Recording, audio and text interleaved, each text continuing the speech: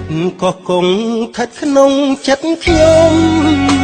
ជាឋានសួគ៌សុខភិរមសែនសានសុខុមដែលខ្ញុំស្នេហាទេសភាពទាំងឡាយផ្សព្វផ្សាយគុណធីគឺជាគ្រឿងអលង្ការម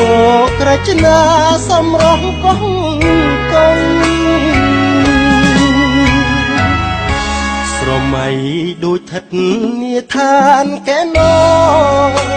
នារីភូមិឋានប